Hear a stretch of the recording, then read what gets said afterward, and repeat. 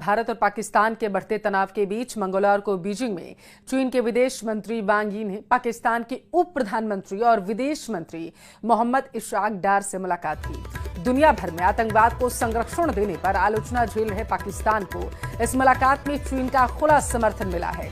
चीनी विदेश मंत्री वांग यी ने कहा है कि चीन एक अटूट दोस्त के तौर पर पाकिस्तान की राष्ट्रीय संप्रभुता और क्षेत्रीय अखंडता की रक्षा के लिए हमेशा दृढ़ समर्थन देगा। चीन के विदेश मंत्री वांग यी ने यह भी कहा कि चीन पाकिस्तान को आतंकवाद के खिलाफ लड़ाई और क्षेत्रीय और अंतर्राष्ट्रीय मंचों पर बड़ी भूमिका निभाने में मदद करेगा। वांग यी ने चीन पाकिस्तान इकोनॉमिक कॉरिडोर को और मजबूत करने की बात कही।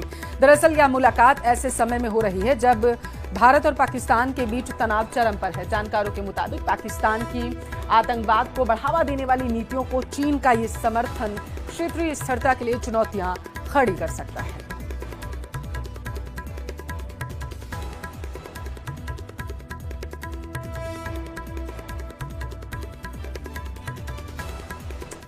पाकिस्तान ने चीन के साथ मिलकर गुप्त प्लान बनाना शुरू कर दिया। पाकिस्तान के डिप्टी पीएम विदेश मंत्री अचानक बीजिंग पहुंच गए।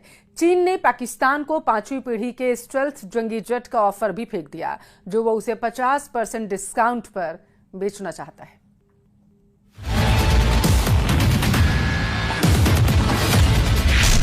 युद्ध में हारा आसिम मुनीर जनरल से फील्ड मार्शल बन गया। युद्ध में हारा जनरल मुनीर पाकिस्तान का अघोषित आका बन गया। युद्ध में हारा जनरल मुनीर पाकिस्तान का कायदे आजम न बन जाए। कैसे कैसे लोग हैं, पाकिस्तान में कैसी सनक है। जिस जनरल ने आतंकी साजिश रचकर पहलगाम हमला करवाया, जिस जनरल ने ऑपरेशन सिंदूर में नाक रगड़कर सीज फायर किया, जिस आसिम मुनीर ने रात 2:30 बजे शहबाज को फोन कर भारत की मिसाइलों की मार की कथा सुनाई, वही जनरल मुनीर अब खुद फील्ड मार्शल बन बैठा है। कहने के लिए पाकिस्तान की शहबाज सरकार की कैबिनेट ने प्रमोशन किया है, लेकिन पाकिस्तान की पहचान रखने वाले जानते हैं कि आर्मी चीफ क्या चीज है। पाकिस्तान में सेना का सिपहसालार ही असली हुक्मरान है। ऐसे हुक्मरान जिसके आगे सियासी हस्तियों की हैसियत खुद पूर्व पाकिस्तानी फौजी से सुन लीजिए। आर्मी चीफ थोड़ी होता है, वो तो बॉस होता है, वो तो सुपर किंग होता है ना जी। 75 साल से सुपर किंग है। अयूब दिया है वजीर आजम पाकिस्तान को अर्दली चपरासी है। ये चपरासी इन जर्नैलों के, ये आपके ख्याल में ये कोई लीडरशिप है यहाँ की? इनको जो जर्नैल GHQ लिख के देते हैं वो बोल देते हैं। यार क्या बात, आपको पता तो है अच्छे तरीके से कि पाकिस्तान चलाता कौन है। आसिम मुनीर खुद ही गुनहगार है, खुद ही कोतवाल है, जो मर्जी आए करे। लेकिन भारत के आगे जल्लाद जनरल की साजिशें नहीं चलेंगी, जैसे पाकिस्तान परस्तों की नहीं चल रही।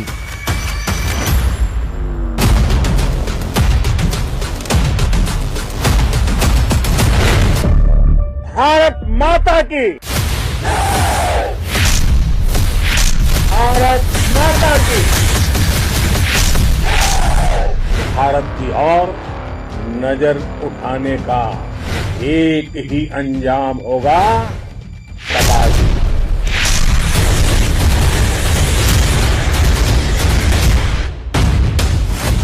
चीन, तुर्की, अजरबैजान और पाकिस्तान, ये चौकड़ी इस वक्त दुनिया में सबसे ज्यादा खतरनाक है। ऐसा अलायंस जिन्हें दहशतगर्दी नहीं दिखती, जिन्हें आतंकी आका नहीं दिखते, जिन्हें हथियारों की सौदेबाजी कर सिर्फ दौलत पटोड़नी है, खून खराबा मचाकर तानाशाही हुकूमतें बनाए रखनी है। ये गठजोड़ भारत ही नहीं पूरी दुनिया की नई टेंशन बन चुका है।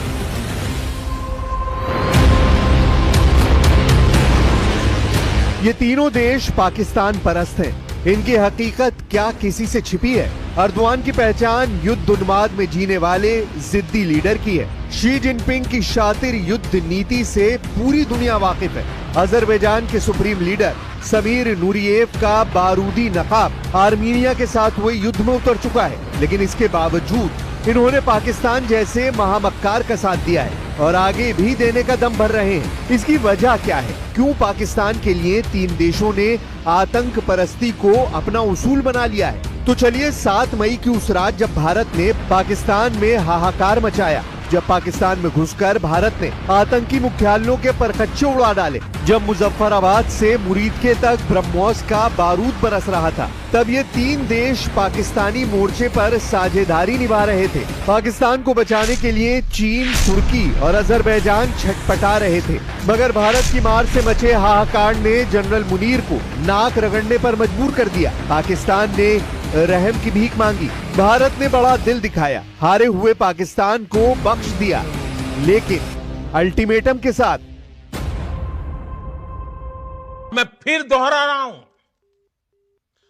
हमने पाकिस्तान के आतंकी और सैन्य ठिकानों पर अपनी जवाबी कार्रवाई को अभी सिर्फ स्थगित किया है। आने वाले दिनों में हम पाकिस्तान के हर कदम को इस कसौटी पर मापेंगे।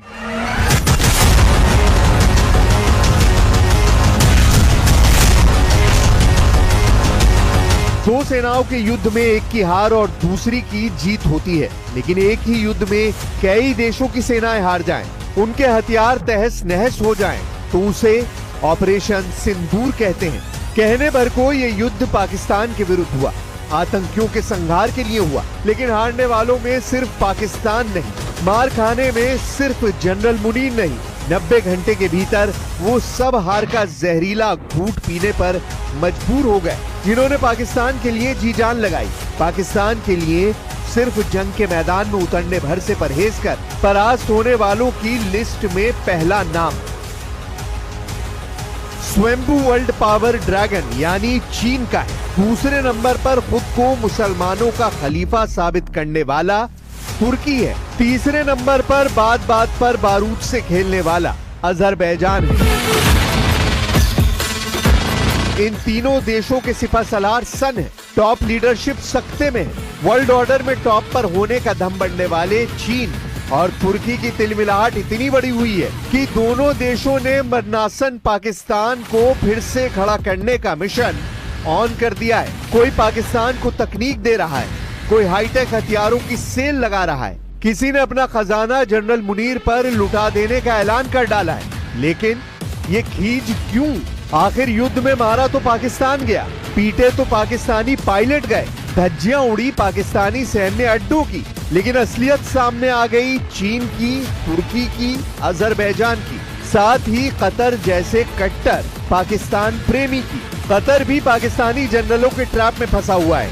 शहबाज शरीफ से कतर के शेख भाईचारा निभा रहे हैं, लेकिन सबसे ज्यादा जो बिलबिला रहा है वो चीन है। चाइनीज मार्शल ने जनरल मुनीर की जान बचाने के लिए सबसे हाईटेक जंगी जेट भी खैरात में देने का ऐलान कर दिया है।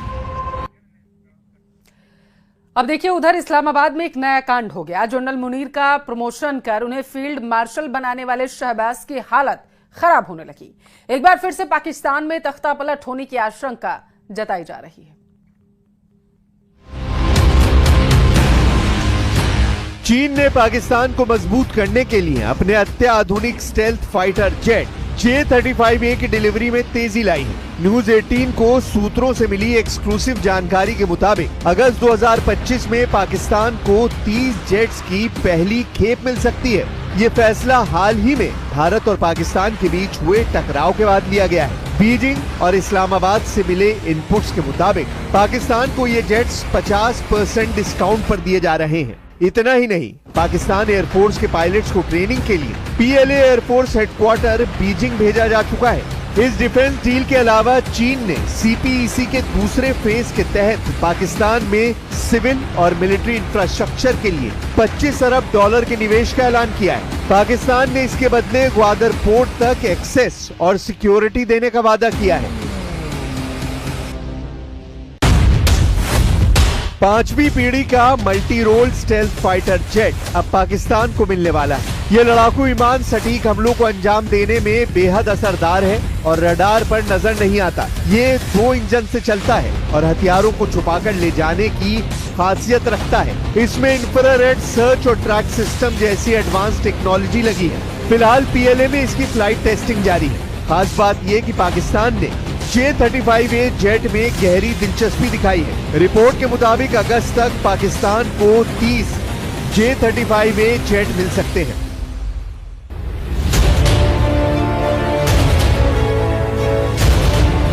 ड्रैगन जनरल मुनीर से जंगी जेट की डील के लिए इस कदर उतावला क्यों है, इसे भी जान लीजिए।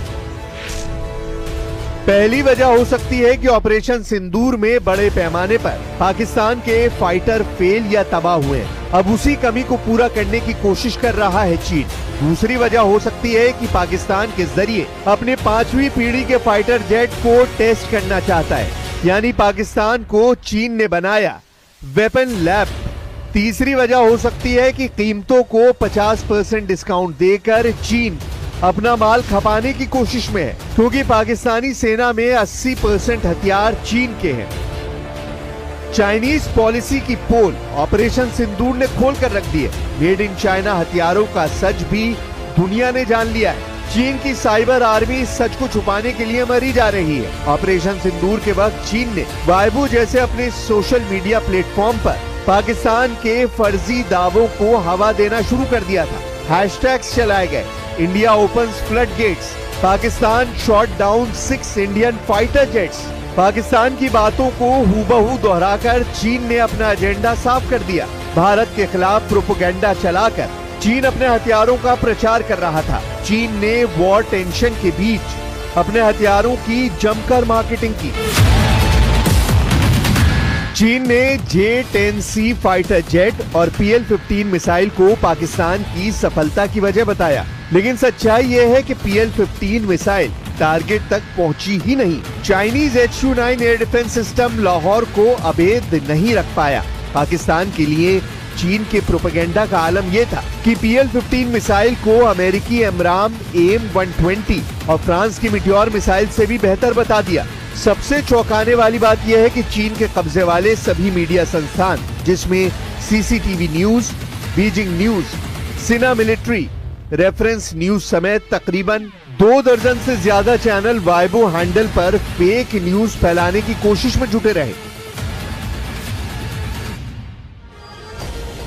उधर पाकिस्तान पिटता रहा। पाकिस्तानी एयरबेस पर मिसाइलें बरसती रहीं। भारत के प्रहार से पाकिस्तान में हाहाकार मचा रहा। इस बीच JF-17 और विंग लूंग 2 जैसे चीनी सिस्टम भी फेल हो गए, जबकि AR-1 जैसी laser guided air to surface missile को भारतीय रडार ने ट्रैक कर इंटरसेप्ट कर लिया। चीन के हथियारों की साख धराशायी हो गई। तब पाकिस्तानी जनरल दुखड़ा रोने बीजिंग पहुंचे, जिन्हें फिर से चीन ने J-35A नाम का झुनझुना पकड़ा दिया है। पाकिस्तान जिन हथियारों और जिन देशों के दम पर उछलता है, उनका तमाशा पूरी दुनिया देख रही है। तुर्की के डिफेंस स्टॉक में भयंकर गिरावट शुरू हो गई है। तुर्की के हथियार निर्माताओं को खोजने से खरीदार नहीं मिल रहे। बाकी क्या ही कहा जाए। हालांकि पाकिस्तान अब भी शैतानी साजिशों से बाज नहीं आ रहा। भारत में जासूसी के आरोप में ताबड़तोड़ हो रही गिरफ्तारी इसका सबूत है। पहलगाम हमले के बाद खुफिया एजेंसियों ने कोड नेम से ऑपरेशन मीर जाफर शुरू किया, जिसके तहत पाकिस्तान के संपर्क में रहने वाले और उन्हें जानकारी भेजने वाले जासूसों की जानकारी जुटाई गई। जासूसों की पहचान के बाद शुरू हुआ ताबड़तोड़ गिरफ्तारियों का सिलसिला। ऑपरेशन सिंदूर की तर्ज पर चलाए गए ऑपरेशन मीर जाफर ने पाकिस्तान में हड़कंप मचा दिया। अब तक जिन जासूसों का पर्दाफाश हुआ है, उनका पूरा नेटवर्क देखिए, जिसमें सबसे अहम किरदार है दानिश, जो पाक उच्चायोग का अधिकारी है। ज्योति मल्होत्रा, यूट्यूब और जासूसी नेटवर्क की अहम किरदार। शाकिर, राना शहबाज, ज्योति से पाक में मुलाकात, ज्योति के फोन में जट रंधावा के नाम से नंबर सेव। गजाला, जासूसी नेटवर्क की खजांची। यामीन मोहम्मद, गजाला का करीबी। देवेंद्र सिंह ढिल्लों, हरियाणा के कैथल से गिरफ्तार। अरमान, हरियाणा के नूह से गिरफ्तार। नौमान इलाही, हरियाणा के पानीपत से गिरफ्तार। तारीफ, हरियाणा के नूह से गिरफ्तार। यही नहीं, चंद सिक्कों के लिए वतन परस्ती का सौदा करने वालों की तलाश पूरे देश में शुरू हो चुकी है। सुरक्षा एजेंसियों को शुरुआती जांच में पता चला कि कई लोगों को पाकिस्तान ने पैसों का लालच और विदेश यात्राओं का झांसा देकर ISI का जासूस बनाया। इलेक्ट्रॉनिक सर्विलांस से यह भी पता चला कि भारत के नंबरों से पाकिस्तान में ढेरों जानकारियां साझा की गईं, जांच में पता लगा कि पाकिस्तान भेजी गई सूचनाएं दिल्ली, पंजाब, हरियाणा, राजस्थान, जम्मू कश्मीर और उत्तर प्रदेश से भेजी गई थी। सीक्रेट कोड नेम से चलाए गए ऑपरेशन में जांच एजेंसियों ने पहले पुख्ता सबूत जुटाए, फिर एक एक कर गर्दन दबोचना शुरू कर दिया। जांच एजेंसियों के मुताबिक पाकिस्तान का स्पाई नेटवर्क बहुत बड़ा है। अभी चंद गद्दारों की शिनाख्त हुई है।